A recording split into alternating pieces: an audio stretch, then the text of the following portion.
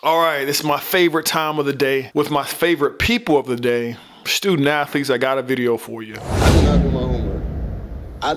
I wasn't watching college games every night. Like, I just wasn't, bro. Like, I had damn near every school in the country, but You wasn't really seeing like, their style wasn't play. seeing the Yeah. styles, like actually watching 2, 3, 4 games and just seeing like, all right, what are these systems looking for? Yeah. What are they doing, bro? I didn't, bro. I'm gonna keep it 100%. Now, in this video, he talks about his homework, not doing the homework in that recruitment process, that in between time from getting from high school to college, and how he wish he would have, and how that would have helped him along the way in his college career.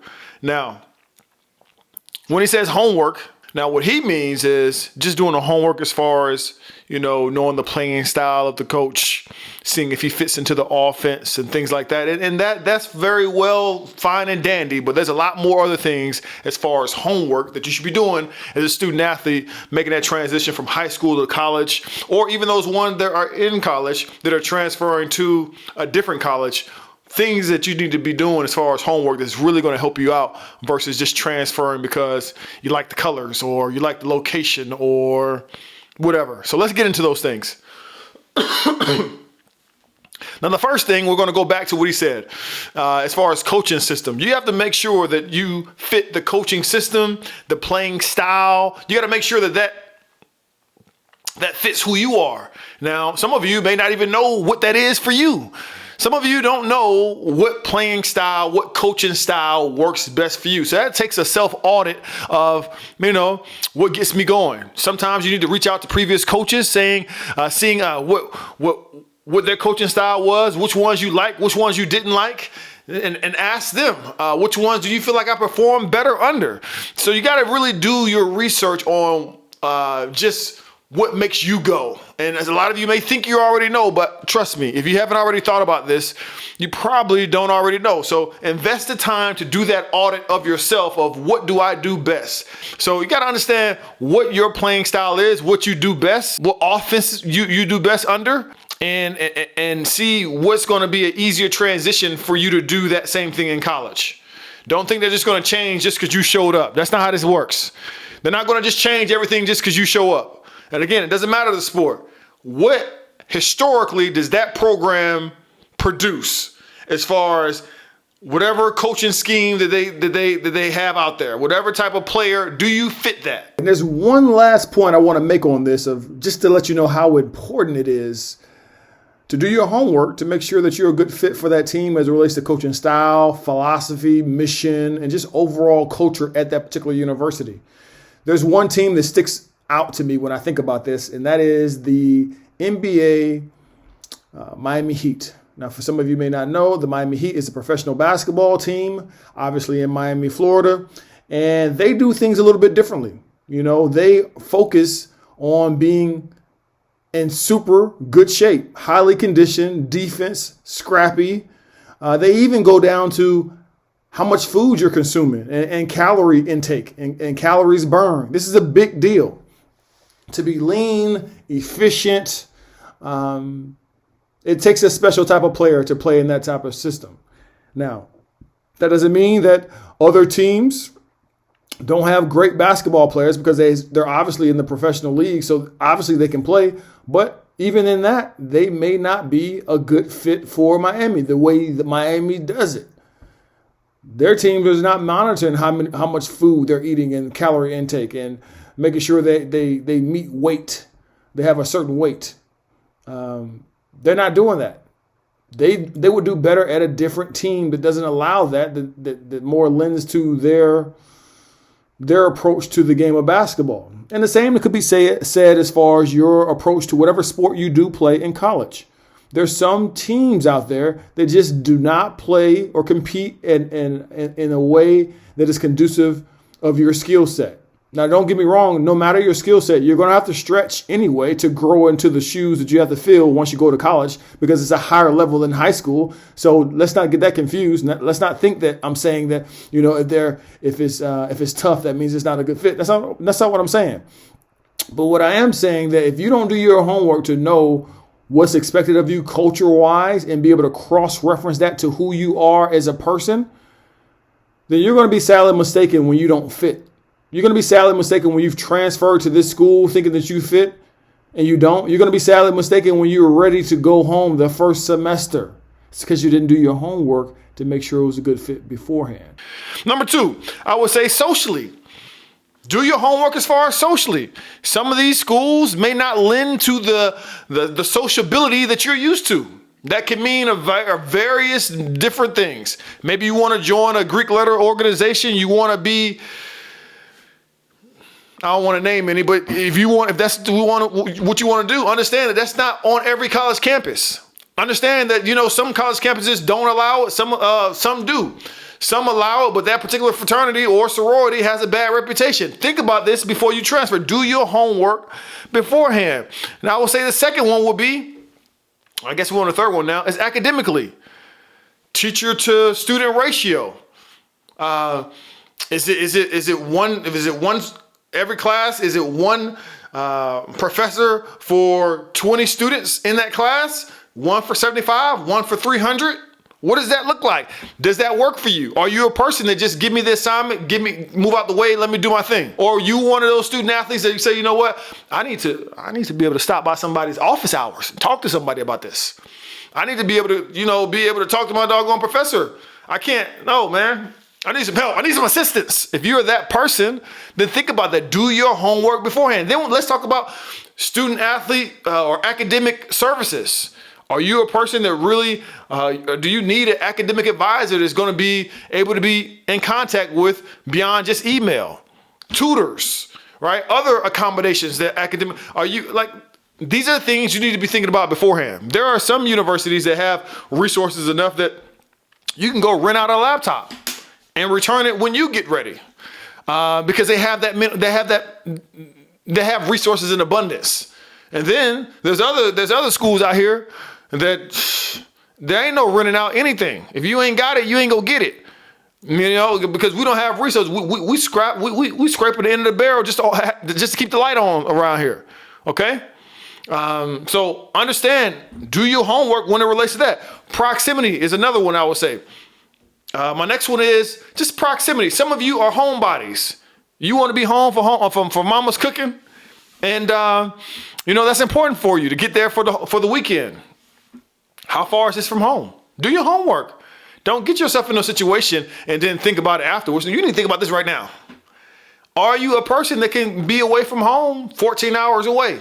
Would that be good for you, for your psyche, to get away from wherever you came from and focus on this? Or would that be more of a distraction for you and you need to be able to get back home on a regular basis to kind of recalibrate and recharge your batteries? Think about that. You got to think about it. Do your homework. 2 more and I'm going to let you go. Another form of homework is doing homework on your coach as a person. Let's believe coaches do their homework on you as far as your character, your integrity, who you are as people. They do homework on you. They got to make sure that you're going to be an investment. They got to make sure that you're going to be an investment and not they're going to make sure that you're going to be an asset and not a liability. Asset meaning you're going to be positive. It's going to be something that is going to be beneficial to the program versus a liability. You're going to cost us time. You're going to cost us resources. You're going to cost us brain cells. You're going to cost me my job. We want to make sure we stick away from the latter. Okay. The same thing you could say about your coach. Some of these coaches have piss poor reputations. They're still human. Some coaches out here, they're known for keeping up a violation of recruitment violations. They're known to be people that are unethical. They're known for not caring for their student athletes beyond if they can do their sport proficiently. They're known for that. And if that's okay with you, if you're a person that's like, I don't care about that, then cool. But do your homework and know that beforehand. If you need that, if you want that extra fatherly or motherly figure, then you need to do your homework to see if that's something that person can provide. You should not automatically think that just because this person has a whistle around their neck that they're supposed to be a mother figure or a father figure.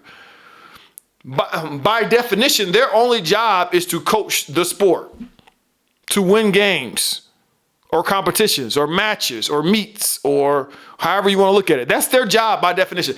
All this stuff about, oh, it's like a father figure or the mother figure to me. Oh, cut that mess out. Cut that mess out. It's good for the movies, commercials, and different segments doing March Madness. But beyond that, cut that mess out. That's not their job. Same thing as far as your roommate. Some of y'all think that your roommate's gonna be your bridesmaid and your doggone best, your maid of honor or your groomsman at your wedding. Well, that's not what they signed up for. It's not what they signed up for, and it clouds your vision, thinking that that's what you're gonna get. Now, don't confuse what I'm saying now. I'm not saying your coach can't be a father figure or can't be a mother figure. And I'm not saying that your roommate can't be your bridesmaid or your best man or your groomsman. I am simply saying that you're not able to find that out by looking through your windshield. You can only find that out by looking through your rear view. When time has passed and you find out that those people have those characteristics. But to go in there thinking that that is the requirement to be your roommate or to be your coach is not what you need to do.